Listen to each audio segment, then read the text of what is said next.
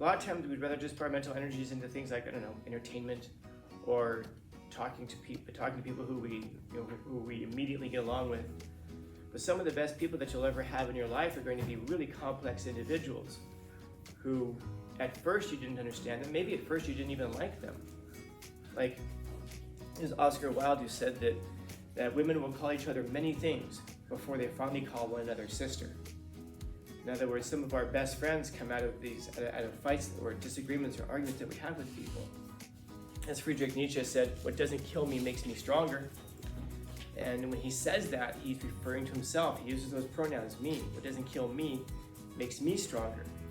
It isn't true that what doesn't kill most people makes most people stronger. Most people get hurt by things, they get injured by things, and they don't become great. They become jaded, they become full of contempt, they get angry, and they take their anger and their rage out on the world around them. Somebody hurt me, so therefore I'm gonna hurt the world. That doesn't make you stronger. Certainly doesn't make you stronger. It makes you weaker in every measurement. It makes you weaker in accomplishment and weaker in character. And yet this is our reaction so often. I got heartbroken, so therefore I'm gonna break other people's hearts. I got treated like this, therefore I'm gonna act like that. That's that cycle, man. But a deep intellect will understand why it is that people have hurt you, and you'll feel for them.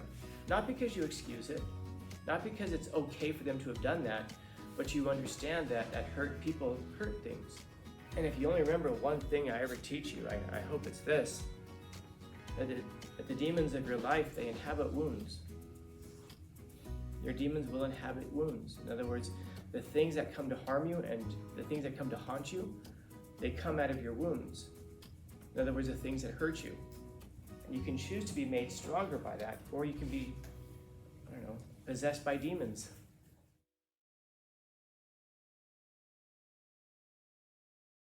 So now start thinking about the problems that a person has. So for example, that example there. Why would someone not know your name?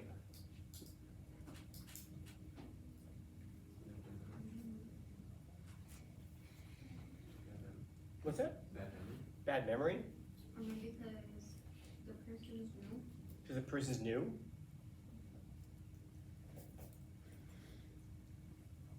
That's it? Those are the only possibilities. This is the danger, by the way.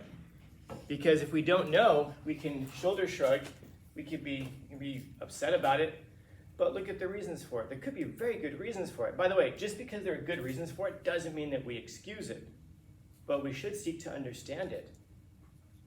But we struggle a lot to just try to understand people, because there's almost this sense that if we understand people, that somehow we excuse them and we kind of get over their behavior. But just because you understand why a person does what they do doesn't mean that you are therefore accepting or tolerant of it.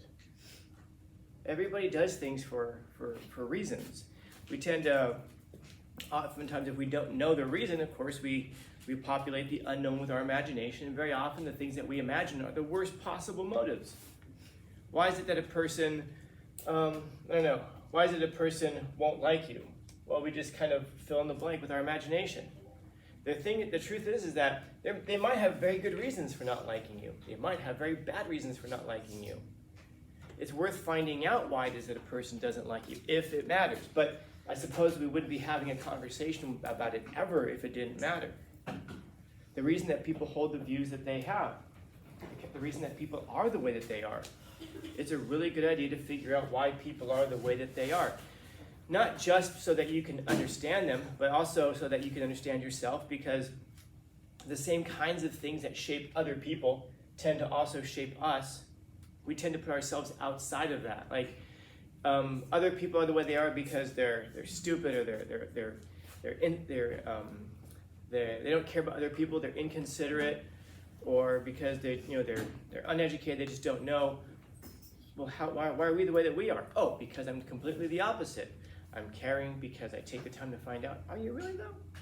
More so than other people? Maybe, by the way. But you aren't that way by chance. It's like nobody is wise by chance. Nobody is smart by chance. You don't just wake up one day and you're like, all of a sudden, like, oh, I'm smart. You might have greater natural abilities towards being smart than other people. But the only way that you actually become intelligent, meaning that you know a bunch of stuff, is to study and to practice these skills. In other words, how is it you can understand yourself? Well, one of the ways is we can start to understand other people. And none of us understand other people just by chance. You don't just wake up one day and go, oh, I know why they are the way they are. If you're really fast with being able to explain those things, either you have a lot of experience thinking about it. I mean like hundreds of hours of thinking about it, not just like a couple seconds here and there. Or you're just really good at, you're fast with reading people because you're just populating the unknown with your imagination. Why do people hold the views that they hold? Well, they're just stupid. Or they're racist, or they're just haters, or there is no just. One of the worst words that we could have in our vocabulary is just, because almost nothing is just anything. Whatever comes after the word just, it's usually bullshit. It's just like whatever comes after the phrase, all you have to do is usually bullshit also. Not always, but usually. Because if things were that simple, most of the time, we would be doing it already. But we do look for fast solutions. Why is it that people are the way that they are? Well, I could understand them as being a complex individual with a unique set of experiences and interpretations, or I could just call them a name. And then that kind of eliminates the whole need to think deeply about why people are the way they are. Because if you think deeply about the way that about why people are the way that they are, then we might understand them. And if we understand them, then, my goodness, they might not be as terrible as we initially thought. By the way, they might be worse than we initially thought, but they also might not be as bad as we initially thought. But that takes a lot of work, and you think about where it is that we would oftentimes rather put our mental energies. A lot of times we'd rather just put our mental energies into things like, entertainment, or talking to people who we immediately get along with. But some of the best people that you'll ever have in your life are going to be really complex individuals who at first you didn't understand them. Maybe at first you didn't even like them. Like, there's Oscar Wilde who said that women will call each other many things before they finally call one another sister. In other words, some of our best friends come out of fights or disagreements or arguments that we have with people. Treasure very rarely is just sitting on the beach somewhere.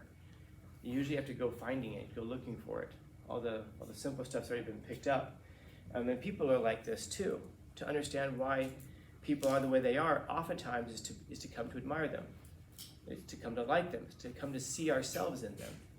And of course, some of the people who we hate the most are going to be the people who remind us of ourselves. But some of the people who we're going to derive the most benefit from are going to be people who are not like ourselves, because we get to experience a world that we would never experience otherwise, which is to say we experience it through their eyes, through their experiences, through their perspectives. And so sometimes people can point out things about you that friends would never say it because they accept you the way that you are, or because, but that doesn't mean they celebrate you for the way that you are, they just accept you for the way that you are. Or some people will not want to say anything to you because they don't want to cause problems, we'll say. So they don't want to point out those negative aspects about you that maybe you would like someone to point out to you. And sometimes people don't like you because they're jealous and because they just hate themselves. But you won't know that until you find out why it is that people feel the way that they feel. Now your enemies probably won't be open to sitting and talking with you and explaining to you why they don't like you. But it's a good thing to maybe look at yourself and examine yourself and figure out, why wouldn't this person like me? Because they have a reason for it. They probably didn't just wake up in the morning and say, "Oh, I'm gonna not like this person. I'm gonna find something to nitpick at." And sometimes, like I said, it's really just. I don't remember if I was telling you guys this, but one of my students last year was telling me that she was walking down the hallway after lunch, and she was with a friend of hers, and he asked her where she was going. So she said, "Oh, I have Scanlon's class." And her friend, who wasn't a student of mine, said, "Oh, I hate that guy." And she was like, "Why?" It wasn't even my student. Didn't know nothing about me. And he just says, "I don't know, it's just, I can't stand his face. There's something about his face I don't like." Okay. All right. Does that make sense? Yeah, I guess so, because sometimes there's just something and you can't explain what it is. I don't know. What am I going to do? Go to the guy and say, "Hey, stop hating me because of my face"? No, If I had a choice, I certainly wouldn't have chosen this face if I had a choice of faces. But sometimes you're going to find out that people don't like you because of seemingly irrational reasons. Now, what is it about my face? Oh, I bet if I sat with him and with this person and had a conversation, got a chance to ask a bunch of questions, I could probably get down to the bottom of what it is about my face. I think I probably would know what it is without even talking to him. It'd be interesting to be able to confirm that. But sometimes people will like you, will hate you for stuff like that. And by the way, we'll get upset about that, but you realize that some people like you only because of your face. That happens also. And so, figure out why it is that people are the way that they are. He says here, pain and suffering are always inevitable. It's going to happen for a large intelligence. Why? Well, because the smarter you are, the deeper you think about things. The deeper you think about things, the deeper you take things. And the deeper you take things, well, you start to get to the root of a lot of suffering. And again, it doesn't have to be that you only investigate suffering. I know that we talk about it a lot in this class, but there's a reason for it.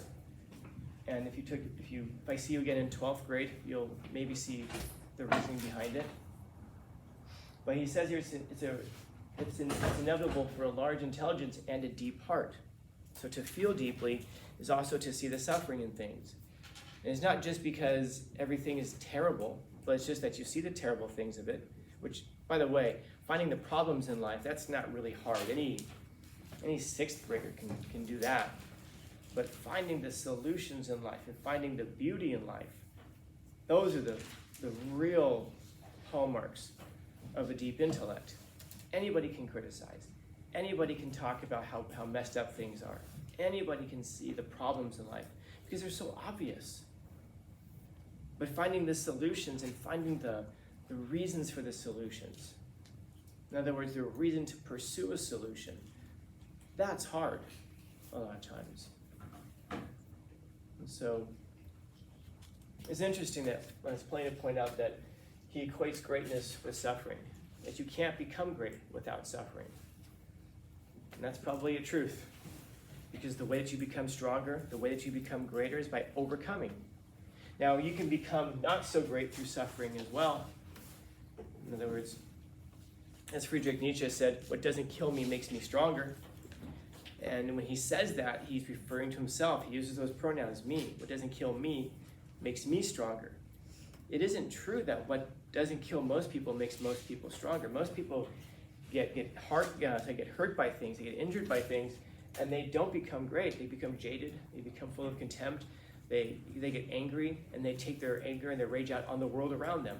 Somebody hurt me, so therefore I'm going to hurt the world. That doesn't make you stronger. Certainly doesn't make you stronger. It makes you weaker in every measurement. It makes you weaker in accomplishment and weaker in character. And yet this is our reaction so often. I got heartbroken, so therefore I'm gonna break other people's hearts. I got treated like this, therefore I'm gonna act like that. And that's that cycle, man. But a deep intellect will understand why it is that people have hurt you. And you'll feel for them. Not because you excuse it, not because it's okay for them to have done that, but you understand that hurt people hurt things. And if you only remember one thing I ever teach you, I hope it's this, that the demons of your life, they inhabit wounds. Your demons will inhabit wounds. In other words, the things that come to harm you and the things that come to haunt you, they come out of your wounds. In other words, the things that hurt you. And you can choose to be made stronger by that, or you can be, possessed by demons. Yeah. Do you think whenever people get hurt, they think they have the right to hurt other people back? Just like what you said, people treated me this way. I should have a reason to treat other people the same way. It's immaturity. It's immaturity. Like a 2-year-old, you ever see a 2-year-old get angry? If not, you've never been around a 2-year-old. 2-year-olds get angry over the weirdest stuff. You won't let a 2-year-old comes over with a handful of dirt and you stop them from eating it, and they get angry because they want to eat the dirt. And if you get near that 2-year-old, the 2-year-old's going to react in such a way that they just get angry at everybody around them, and they start to lash out. Can you imagine if you took a 2-year-old and put them in an adult's body, how they would behave? And I'm glad that little kids are little, because they can't act out on the terrible things they want to do to the world.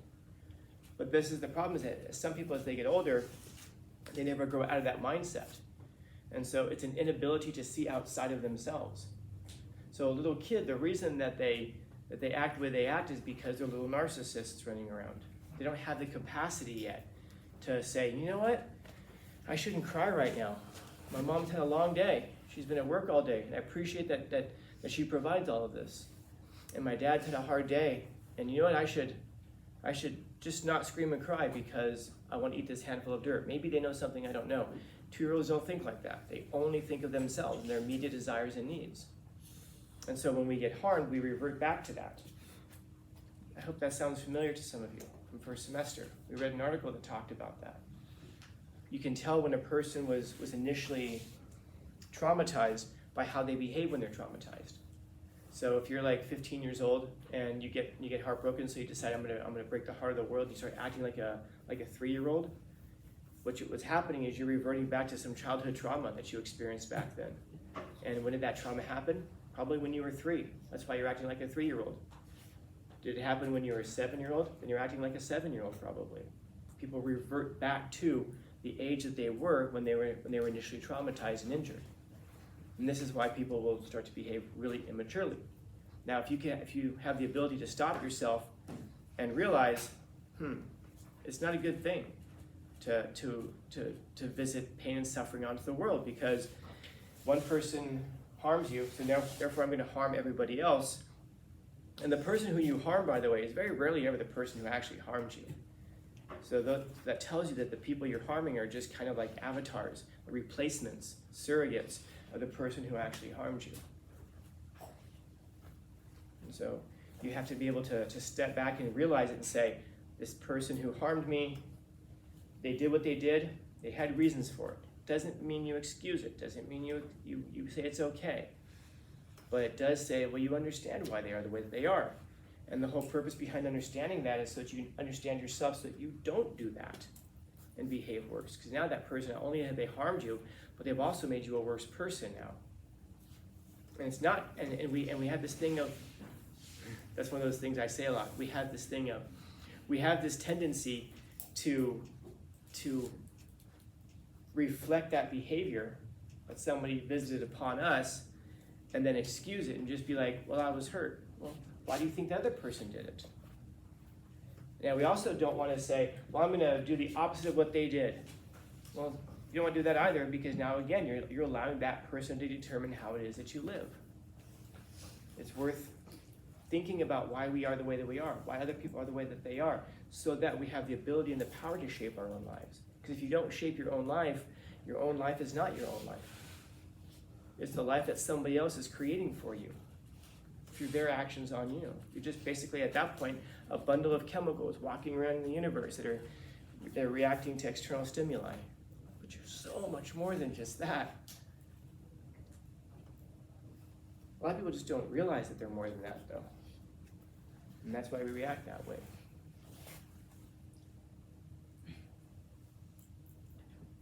Questions, comments, concerns, complaints, criticisms, critiques? Yeah.